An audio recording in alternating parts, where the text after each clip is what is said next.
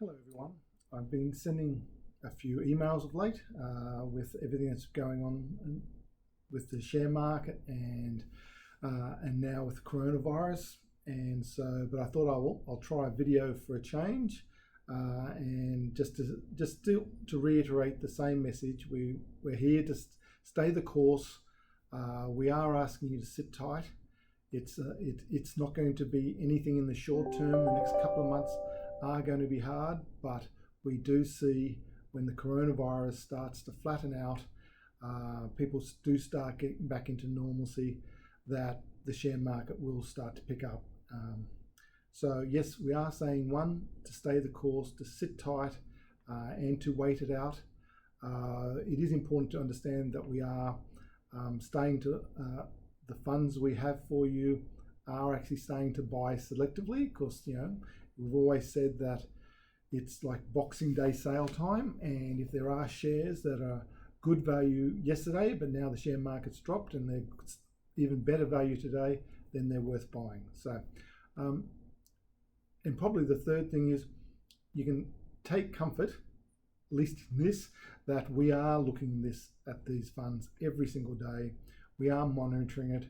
We are looking to see where the market's going, what's happening with the virus, and to ensure that that when it does turn, that we will see the markets rebound. And I think it is important to understand that with the coronavirus, I am, and as you are, we're seeing the headlines every day and the panic that really goes on, not just the panic buying, although it is good to see some countering of that. With the acts of kindness, the people helping those who can't get out of the house, the elderly. So that is good that some sense and some kindness is becoming back into the story. But when people say, oh, well, this is a once in 100-year situation, we've never seen anything like this before. Well, we actually have. I was just looking back, we only have to go back to 2001, 9/11. I do remember that situation that night very clearly. Well, it was night here in Sydney, and I really did worry for where the world was going after the attack in New York and then Washington. So major events like this happen every generation. Even the 2000, we all thought that planes would fall out of the sky once the computer clock ticked over to 2000. Going back before that, going right back to even someone like JFK being assassinated, there are things in a generation that do happen, not just pandemics, that you actually worry to where the world is going to be. And we do get through these. When you're in the middle of it, it is just really tough, but you do have to try and look to the future, do think that things will improve. And when you look at the medical science and some of the test kits, or some of the work they're doing on getting vaccines, people will return. This will return back to normal eventually, but it is tough being in the middle of this.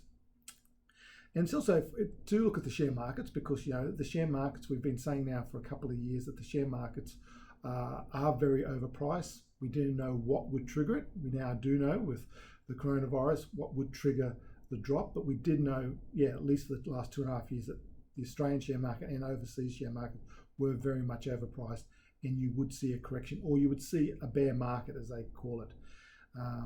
But bear markets usually come once every 10 years. This has been 12 years since the global financial crisis. We've read about a 280% positive return to the minus 22% drop at the moment for this bear market. The global financial crisis has dropped 50%, so we're still nowhere near as bad as what the global financial crisis was in 2008. But just there's three probably points on this that I'd like to make, and that we've seen this all before. The share markets drop, and we know when share markets do drop or have a bear market, they do recover, and they recover higher than they have before. We do know the timing of these bear markets, that they will happen, and the recoveries will happen. We just don't know when. And you would think if this happens every 10 years, why do people, when we're in the middle of it, do we still see so many people selling out and losing money on shares that have dropped. And I think that's point number 3, emotion. The share market is either emotional or economics. And at the moment, it's very much in the emotion side. And people just, when you're in the middle of it, fear does take over. And I do get it. I absolutely understand how people, when you're seeing the share markets and the bad news, even though the share market the last couple of days has actually been positive and Qantas went up 25%, but the news reports don't ever report on the good news. But when you're in the middle of this and you just see the sense of people, or the fear, the worry, will we ever recover? I get when you're in the middle of it, it's just so hard to look past it. But as I said, I came into the industry after the 1987 share market crash, and that was, so I've seen at least 5 since then, and they just do happen. They will just happen, and they will happen again.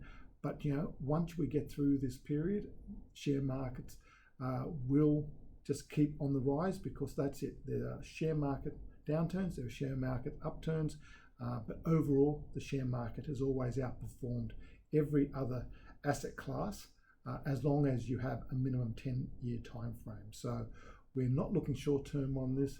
It's important that while we're in the middle of this pandemic, while we're in the middle of this volatility of the share market, that it is going to be worrisome, and it is going to look at these negative headlines, but we must look past this. We're looking after your investments. We're looking at your investments every day. We're monitoring it. We are looking to see when the recovery happens. But as I said, we're not going to try and time it. We just know it will happen. And I do think we've still got at least another couple of months of volatility.